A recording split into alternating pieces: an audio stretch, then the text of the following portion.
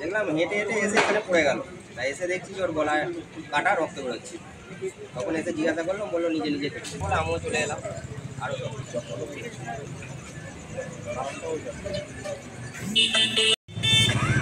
ঠিক বলেছে, ও ঠিক কাজ কথা বলে। আগে ছবিটা পরে কথা বলি।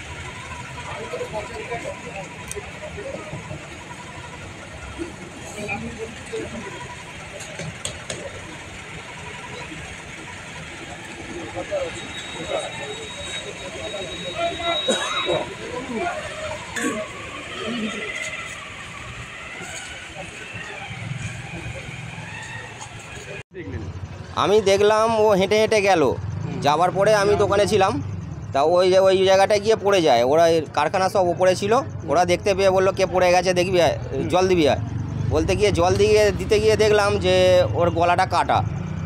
তখন আমি জিজ্ঞাসা করলাম, গলায় কে তোমার কাটলো? বললো আমি নিজে নিজে কেটেছি, আমাকে এরকম মেয়ে কেসে ফাঁসিয়ে দিচ্ছিল, তা আমি মুখ দেখাতে পারবো না বলে তা নিজে নিজে গলা কেটেছি। কত বছর বয়স হবে?